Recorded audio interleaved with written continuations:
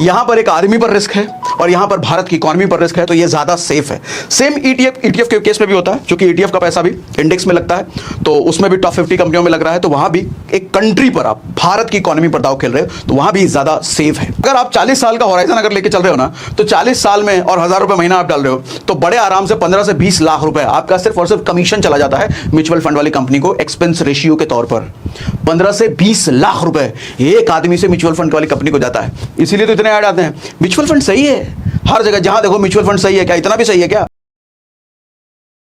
Mutual fund, index fund और ETF में comparison करते हैं सर, कौन सा बेस्ट है अपने लिए। सर पहला सबसे बड़ा डिफरेंस है, म्यूचुअल फंड में आपका दाव एक फंड मैनेजमेंट पर होता है।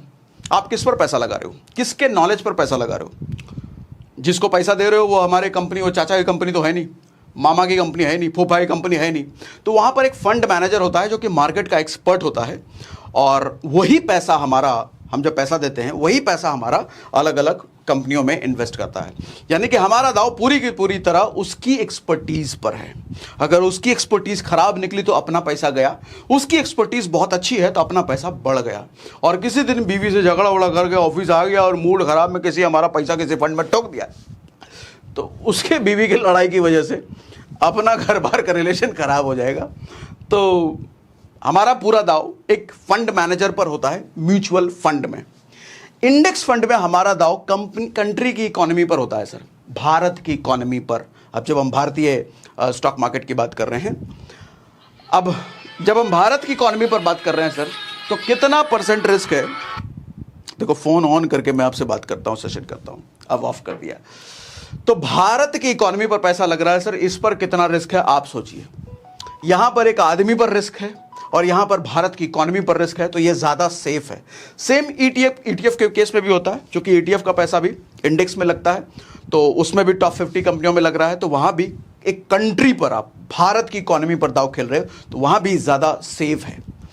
दूसरा होता है सर 1 से 2% रेशियो, जैसा म्यूचुअल फंड में हमने बताया, आपका एक्सपेंस रेशियो मतलब कमीशन जाता है। अब इसकी ताकत बताता हूं सर, 1 से 2% का इंपैक्ट कितना बड़ा आता है, जरा ध्यान से समझना।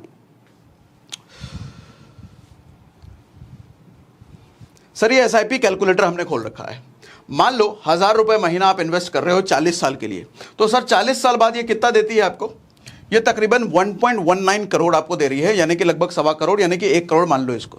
सर 1 करोड़ में 1% भी अगर आपका लग रहा है, हालांकि 1 से 2% लगता है, हम मिनिमम मान लेते हैं, 1% भी अगर आपका जा रहा है, अच्छा ये एक्सपेंस रेशियो हर साल लगता है सालाना, तो जिस साल आपका 1 करोड़ रुपए 40वें साल आपको मिलेगा सर, उसी साल 1 लाख रुपए कमीशन भी चला गया म्यूचुअल फंड कंपनी को, 1 साल कटेगा। अच्छा सिर्फ इतना ही मिलेगा सर? क्या एक ही बार 1 लाख रुपए लगेगा? ना ना, एक ही बार नहीं, हर बार लगेगा भैया। सर 39वें साल में, जब 39वें साल में फंड कितना हो रहा होगा सर? 1 करोड़ के आसपास, मतलब 39वें साल में भी आपका 1 लाख रुपए जाएगा। सर 38वें साल में, सर 38वें फंड में 93 लाख के आसपास आपका फंड है, यानी कि सॉरी 93 लाख है ना, मतलब कि यहां पर भी एक कितना 90,000 के आसपास यहां भी जाने वाला है भैया। सर अगर हम बात करें 37वें, यहां 82 यानी कि 80,000 के आसपास आपका यहां भी जाने वाला है। तो समझ रहे हो सर, अगर आप 40 साल का होराइजन अगर लेके चल रहे हो ना, तो 40 साल में और 1000 रुपए महीना आप डाल रहे हो, तो बड़े आराम से 15 से 20 लाख रुपए आपका सिर्फ और सिर्फ कमीशन चला जाता है म्यूचुअल फंड वाली कंपनी को, एक्सपेंस रेशियो के तौर पर। 15 से 20 लाख रुपए एक आदमी से म्यूचुअल फंड वाली कंपनी को जाता है। इसीलिए तो इतने ऐड आते हैं, म्यूचुअल फंड सही है हर जगह, जहां देखो म्यूचुअल फंड सही है। क्या इतना भी सही है क्या? आओ कंपेयर तो हम कर ही रहे हैं, समझते हैं, ठीक है। तो ये 1% कितना ताकतवर है, समझ आया? हाँ, तो भैया देखो जरा, 1 से 2% म्यूचुअल फंड में जाता है, इंडेक्स फंड में 0.1 से 0.9 जाता है, यानी कि लगभग 10 गुना कम हो गया म्यूचुअल फंड का, 10 गुना कम। हम जब ईटीएफ की बात कर रहे हैं तो सर म्यूचुअल फंड से ये 100 गुना कम, 0.1% के आसपास ये जाता है, और 0.1 से स्टार्ट होकर के 0.9 पर भी जा रहा है, लेकिन अगर 0.01 भी है तो 100 गुना कम है म्यूचुअल फंड से। कितना बढ़िया। एक तो इतना सेफ है भैया, कंट्री की इकोनॉमी पर आपका पैसा लग रहा है, तो मतलब पूरी लगभग सेफ है, और इतना कम एक्सपेंस रेशियो भी लग रहा है। अब बताओ कौन ज्यादा बढ़िया? म्यूचुअल फंड सही है कि ETF सही है, आप बताओ। अच्छा, म्यूचुअल फंड और इंडेक्स फंड ये दोनों ही नॉन ट्रेडेबल होते हैं सर। नॉन ट्रेडेबल, आप इसमें ट्रेड नहीं कर सकते हैं। ट्रेड नहीं क्यों कर सकते हैं? इनका ऐसा हिसाब किताब होता है कि आप किसी दिन जब पैसा इन्वेस्ट करते हो ना सर, जिस दिन आपने म्यूचुअल फंड में डाला या इंडेक्स फंड में डाला, तो आपको मान लो आपने शुरू करा तो उस टाइम पे NAV चल रही है, NAV छोड़ो, समझाऊंगा किसी और दिन में। ये मान लो कि प्राइस उस दिन चल रहा है 11 बजे आपने पैसा डाला म्यूचुअल फंड में और 11 बजे है 100 रुपए का प्राइस, तो उसी टाइम पे 100 रुपए पे आपको म्यूचुअल फंड मिल जाएगा क्या? सर डे एंड में जो प्राइस होगा ना उस पर मिलेगा। मान लो प्राइस बढ़ करके डे एंड में 100 रुपए का 110 रुपए हो गया, तो आपको मिलेगा सर डे एंड वाले प्राइस पे 110 रुपए पे। हाँ, 100 से 90 अगर मिल गया तो सस्ते में मिल जाएगा, फिर ज़्यादा फायदा हो जाएगा उसमें। लेकिन अगर बढ़ गया तो बढ़े हुए प्राइस पर। मतलब ये है कि आप पूरे दिन में 9:15 से लेकर के 3:30 बजे तक किसी भी टाइम बुक करो कोई भी म्यूचुअल फंड या इंडेक्स फंड, मिलेगा आपको शाम वाली प्राइस पर जो क्लोजिंग वाली प्राइस होगी। तो इसलिए ट्रेड नहीं कर सकते। ETF के केस में रियल टाइम पे मिलता है सर। अगर 11 बजे 100 रुपए है तो उसी टाइम मिल जाएगा। शाम को अगर 110 हो गया 10 रुपए का प्रॉफिट ले लेना, शाम को अगर 90 हो गया तो 10 रुपए का लॉस ले लेना। ठीक है, रियल टाइम पर मिलता है, इसलिए ट्रेडेबल है। यहाँ ट्रेड कर सकते हो 1-2 मिनट, 1-2 घंटे या 1-2 दिन, 1-2 हफ्ते, 1-2 महीने, 1-2 साल, आपकी मर्जी कितने टाइम के लिए करना है, इधर ट्रेड कर सकते हो। कैसे कर सकते हो आपको लास्ट में जरा दिखाता भी हूँ, थोड़ा सा ओवरव्यू देता भी हूँ। रुके रहना, उधर भागना नहीं, भागे नहीं हो ना भी। हाँ दिखाता हूँ सर। डे एंड प्राइस हमने जैसे यहाँ पर लिखा, यहाँ पर जो जब मार्केट क्लोज हो रहा होगा उसी प्राइस पर आपको मिलेगा, चाहे कितने बजे भी आप डालो। ये भी डे एंड प्राइस और ये रियल टाइम। ये बहुत मेजर डिफरेंस है, ये चार सर बहुत मेजर डिफरेंस है।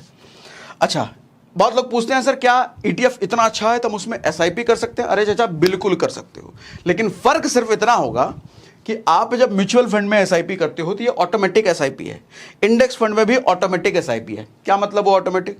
ये आपका बैंक से लिंक हो जाता है। जब आप बुक करते हो ना किसी डेट को, और उस डेट को अपने आप ये बैंक से कटेगा हर महीने, इंडेक्स फंड और म्यूचुअल फंड के केस में। ETF में ये सुविधा उपलब्ध नहीं है सर। ETF में आपको मैनुअली हर महीने डालना पड़ेगा उस डेट को, तो थोड़ा डिसिप्लिन चाहिए। तो मैं कहूँगा अगर आलसी हो आप, ज़्यादा नॉलेज नहीं है, ज़्यादा नॉलेज नहीं लेना चाहते हो, ऐसे ही डाल दिए भाई हमको करना है म्यूचुअल फंड हमने करना है, तो ठीक है, इंडेक्स या म्यूचुअल फंड कोई भी चुन सकते हो, ठीक। बट थोड़ा डिसिप्लिन हो, हर महीने का रिमाइंडर लगा के रख सकते हो, या बैंक में हर महीने शेड्यूल कर सकते हो कि पैसा मेरा वहाँ चला जाए। बैंक में शेड्यूल कर दो ना, हर महीने पैसा उसमें चला जाए, तो ठीक है। मैनुअल SIP इसमें किया जा सकता है, ठीक है। अब बात आती है रिस्क की, सबसे बड़ी बात सर। रिस्क म्यूचुअल फंड में डिपेंड अपॉन फंड। हमने म्यूचुअल फंड पर लास्ट सेशन जैसे किया था इस सीरीज में, तो उसमें पूरा हर टाइप के फंड हमने बात करा, large cap, small cap, mid cap, multi, flexi, सारे टाइप के। किस टाइप के फंड पर आप इन्वेस्ट कर रहे हो, रिस्क उस पर डिपेंड करता है। जैसे स्मॉल कैप हाईएस्ट रिस्क सबसे ज़्यादा, लेकिन गेन की भी प्रोबेबिलिटी सबसे ज़्यादा है। अच्छा, गेन की प्रोबेबिलिटी सबसे ज़्यादा है तो लॉस की भी प्रोबेबिलिटी सबसे ज़्यादा है, ये भी समझना। तो ये डिपेंड अपॉन फंड होता है सर। इंडेक्स फंड की जब आप बात करो तो ये लोवेस्ट रिस्क है। क्यों लोवेस्ट है सर? भारत की इकोनॉमी पर पैसा लग रहा है, टॉप की 50 कंपनियों में पैसा लग रहा है। ETF भी लोवेस्ट रिस्क क्यों कह रहे हैं सर? यहाँ भी वही टॉप की 50 कंपनियों पर दाव लग रहा है। इतना समझ में आता है। अब अगली बात समझो सर, 3 सवाल का जवाब आपके देता हूं जो आपने कई बार बहुत सारे लोगों ने पूछा है। Sir, how to find best mutual fund and index fund? अगर हमको इन्वेस्ट करना है, आज टाइप मत बताना, जैसे टाइप तो हमने लास्ट सेशन में बता दिया था, इस टाइप में बेस्ट रिटर्न और बढ़िया बढ़िया मिल सकता है। आज टाइप की बात नहीं करेंगे, एग्जैक्टली कौन सा फंड, कौन सा बेस्ट वाला म्यूचुअल फंड है उधर ही डायरेक्ट अपने को पैसा डालने का, वो बताओ। या इंडेक्स फंड में डालने का कौन सा वाला बेस्ट इंडेक्स फंड है, डायरेक्ट उसका नाम बताओ। नाम बताओ, नाम बताता हूं, ठीक है। दूसरा सवाल का जवाब आपको मिलेगा, how to get detail information about any mutual fund, any index fund, any ETF के बारे में, पूरा राशि, बही खाता, उसका कुंडली निकालना है, सब कुछ। वो भी कैसे निकालते हैं, कौन सी वेबसाइट पे निकालते हैं, वो भी बता देता हूं अभी। तीसरा सवाल आता है sir, how to trade in ETF, वो भी बता देता हूं अभी, ठीक है। मजा आ रहा है इसके सेशन में? मजा आ रहा है क्या? लिख के बताओ जरा, मजा आ रहा है, मजा आ रहा है, मजा आ रहा है, लिख के बताइए। अब आगे बढ़ते हैं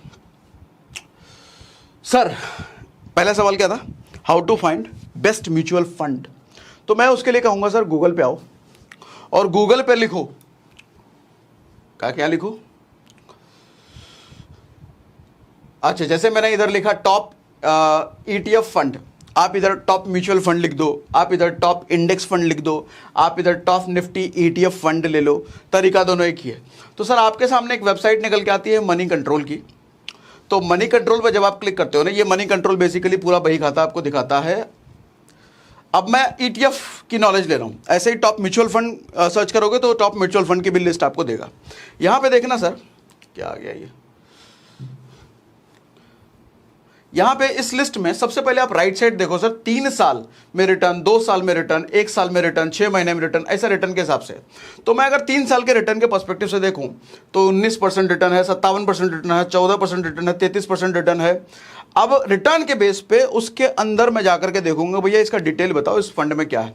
अच्छा, साइड में एक चॉइस देखना सर, स्पॉन्सर्ड ADV, मतलब ये स्पॉन्सर्ड ऐड है इस कंपनी का, ये स्पॉन्सर ऐड है इस कंपनी का। तो बचना ऐसे ही ब्लाइंडली नहीं, स्पॉन्सर पैसा दे करके इसको टॉप पे कराया गया है, ये टॉप पे है नहीं, तो वो भी ध्यान देना। अब जैसे मान लो कोटक PSU बैंक है, इसका दिखा रहा है 57% इस ETF में अगर हम इन्वेस्ट करते हैं। तो हालांकि इसका बही खाता पूरा डिटेल आपको यहीं पर दिख जाता है, इस पे क्लिक करोगे तो खुल का ही नहीं रही है भैया,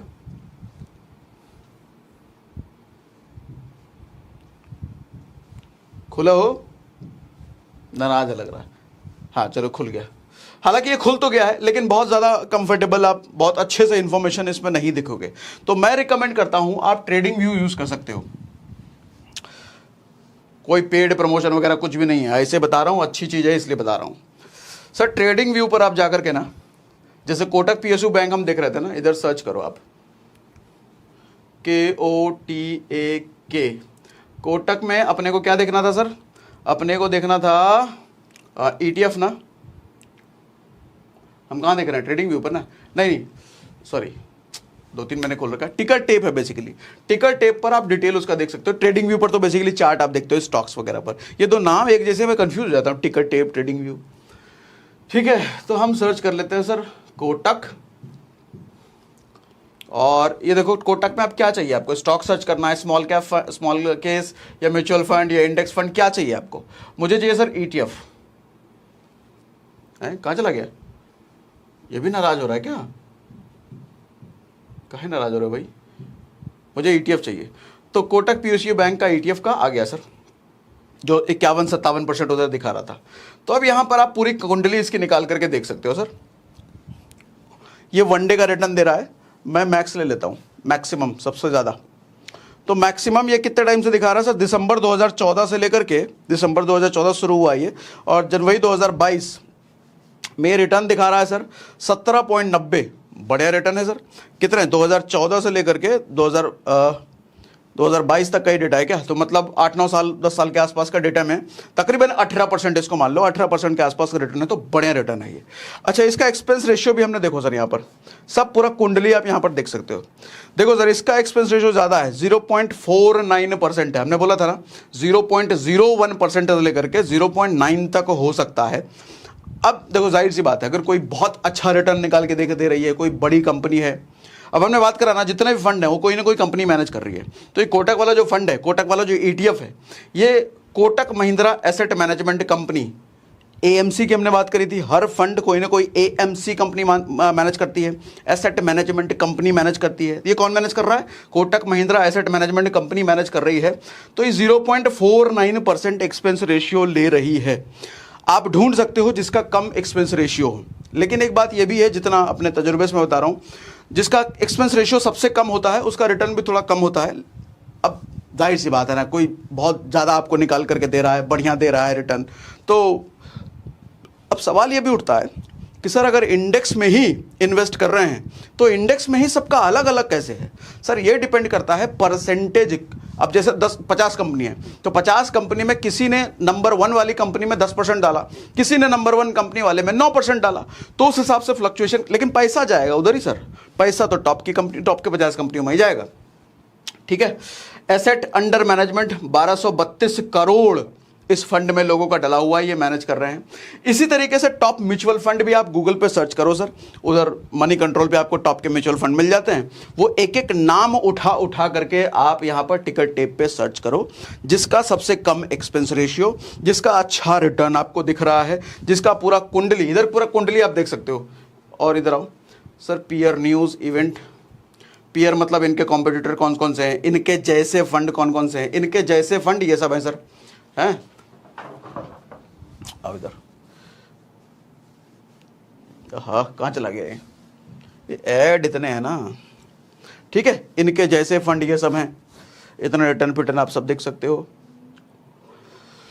न्यूज़ क्या चल रही है, कुछ नया न्यूज़ है इस फंड वंड के बारे में, कुछ नया आया है, या इवेंट कुछ देख लो आप, ठीक है, सब आप देख सकते हो। इसी तरीके से आप इंडेक्स फंड इसमें सर्च करते हो तो इंडेक्स फंड में किस किस क्या क्या परसेंटेज वगैरह सब आप देख सकते हो। म्यूचुअल फंड सर्च करते हो तो कोई पर्टिकुलर म्यूचुअल फंड आपने सर्च करा तो उस म्यूचुअल फंड में कौन कौन सी कंपनी में कितना कितना इन्वेस्टेड है, वो पूरा बही खाता, पूरा कुंडली आपको ये दिखा देता है, ठीक है। तो इतना समझ में आ रहा है sir. Best mutual fund company, देखो मैं गूगल पे सर्च करने के लिए क्यों कह रहा हूँ, एक चीज़ समझना मेरी बात, ये जो फंड होते हैं ना, जितने भी फंड होते हैं, बड़ा ध्यान से सुनना, बहुत खास बात बता रहा हूं, भ्रमित नहीं होगे, कोई कंफ्यूज नहीं होगा, ये आप समझ गए तो। कोई भी फंड हो सर, कोई भी का मतलब कोई भी, डेथ फंड, इक्विटी फंड, कैसा भी कोई भी फंड हो सर, बेस्ट फंड पहचानने का, देखो एक लिस्ट मिल गई अपने को गूगल से, 10 फंड मिल गए, लेकिन वो 10 फंड में सच में बेस्ट कौन है वो पहचानने का एक ही तरीका है सर।